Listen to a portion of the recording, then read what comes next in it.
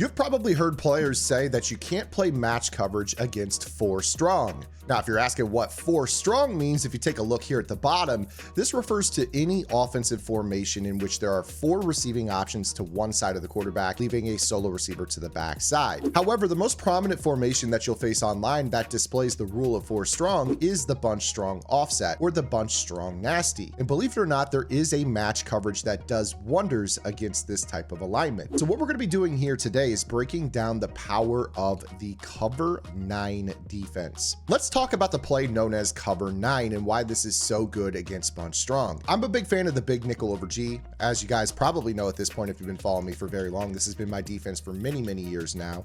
And I like to set my audibles in a way that allows me to have stock quarters, cover 6, but also cover 9. And if you take a look here at cover 6 and cover 9, this is essentially the same play, but cover 6 is cover 4 to one side and cover 2 to the other. And cover 9 is cover 2 to one side and cover 4 to the other. There isn't a flipping of the personnel, but it is essentially the same coverage. This is why I'm a big fan of running formations that have both coverages, because if my opponent flips their formation, it gives me the choice of either flipping my cover 6 to stay with them, or straight up audibling into cover 9 so nobody moves, and it gives the illusion that they've out leveraged me with their audible. And that's a little bit more advanced, but let's focus specifically on how cover 9 behaves against the most popular bunch offense in the game, which is the Jets strong offset.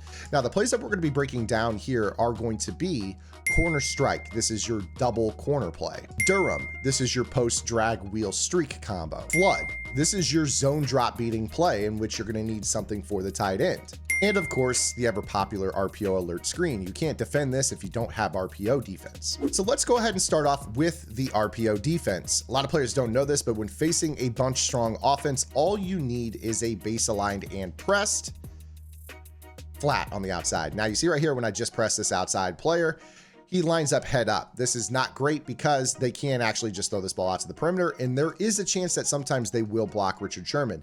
In this example, he did a pretty good job. We were able to get a hit on the receiver right away. I'll show this to you again. I'm just going to press Richard Sherman here. So Y, A individual, B, right stick down, and that's going to press.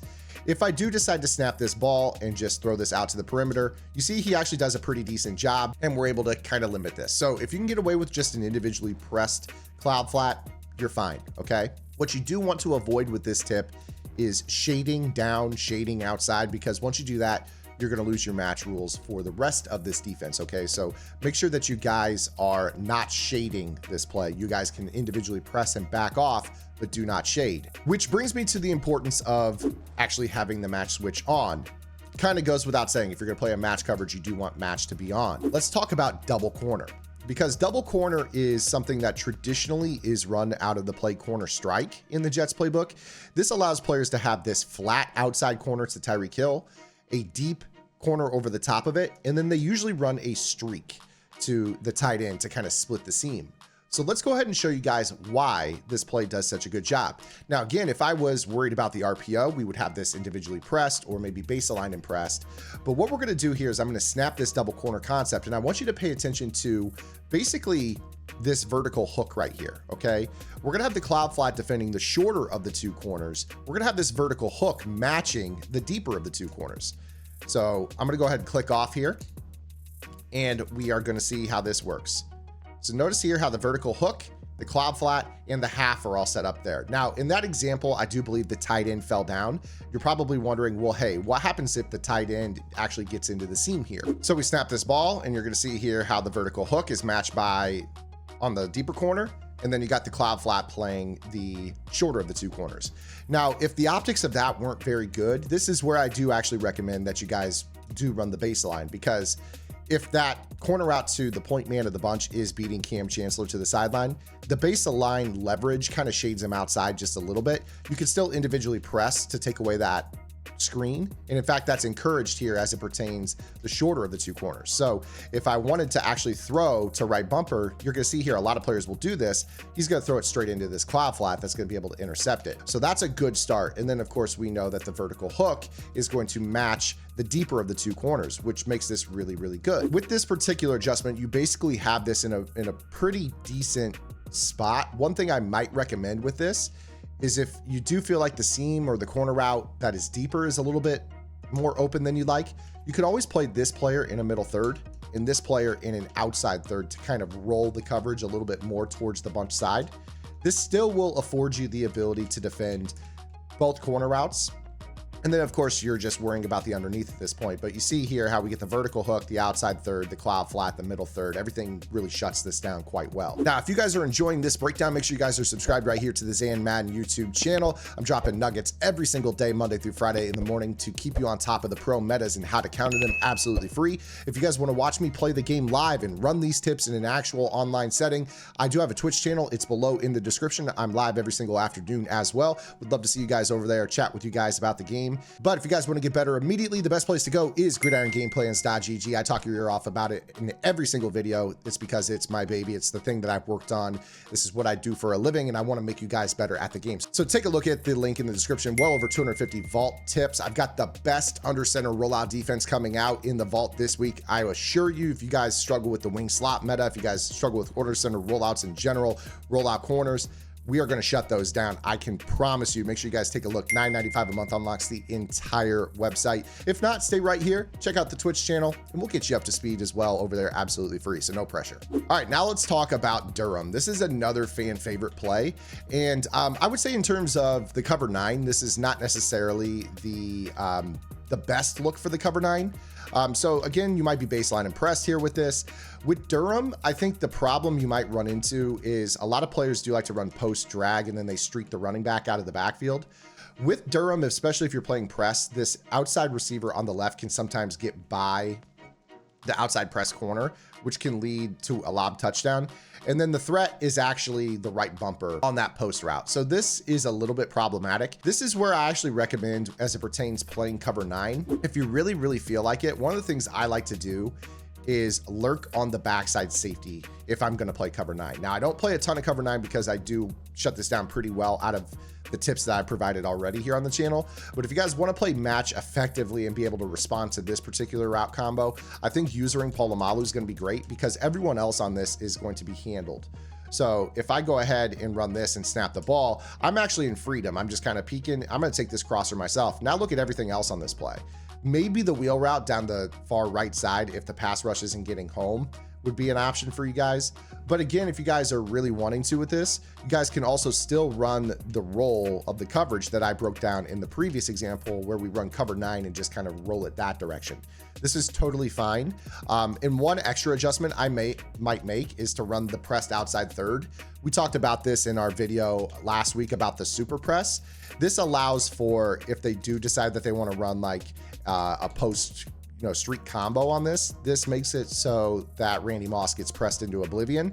And then when they go to throw this post route, a lot of times you'll get a break on ball from that pressed outside third. Does a really good job of preventing that solo receiver from running off the coverage. So that's a little bit of an over adjustment, but the cover 9 with the roll is quite good, especially if you're facing someone that likes to audible from, like, say, bunch into the bunch strong. So say that we come out and we're playing like a Tampa 2 style defense and they decide that they want to, audible, for instance. From there, just having cover 9 in our audibles is very quick because we could just go ahead and go boom, boom, boom, and we're in a spot where we've set up just as quickly as they've audibled.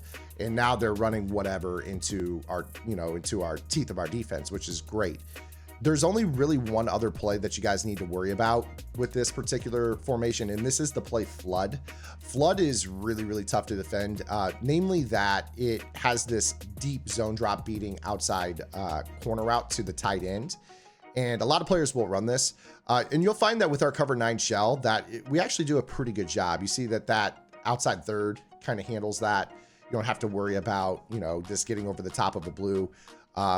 Again, I would still recommend with the cover 9 that you probably change the backside player to a third, the backside safety to a middle third, and the front side safety to an outside third. And you will notice that it does a pretty good job. So again, if I run this play flood, let me give everybody a free release here so you can see this. Snap this ball. B's going to run off that outside coverage shell. This is kind of the worry that you guys have, right? Now, if you do really want to clamp down on that player, one thing that I might recommend doing in cover 9, let's say you just audible into its stock and they're running flood and it's always getting open. One thing that I highly recommend with this is probably taking control with this player here, which would again kind of put you in a spot where when they snap this ball and that tight end's trying to run into that, you could kind of get over. You see that it doesn't really impact the rest of the coverage at all.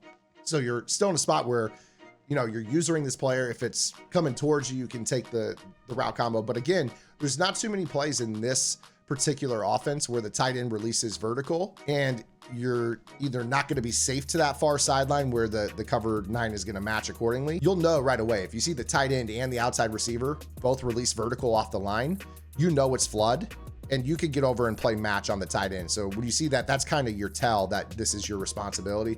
Again, just another thing you could mix in if you wanted to. And of course, don't necessarily shy away from the idea of just manning up somebody on the tight end altogether. This would give you a little bit more freedom, especially because, you know, that's a long way for you to travel. You see right here, now in this situation, you could just replace that kind of middle area of the field. You don't have to travel as far or feel like you're, you know, restricted in what you could do with your adjustments. So cover 9, you know, with a couple changes to the deep zones is good. Cover 9 and man up the tight end is also good. I would say there's one other play that you guys have to worry about here with this, and that would be Dagger. Dagger, again, with this particular coverage, you have options. Again, this is a play that is more so designed to get the deep crosser over the top. A lot of players will run it just like this. Again, if you guys are in cover 9 and you want to get that super press animation on the backside solo receiver, this usually does a good enough job where now that crossing route can't get open, so it doesn't matter who you are clicked onto. You see right here, I'm going to try to throw this ball to right bumper.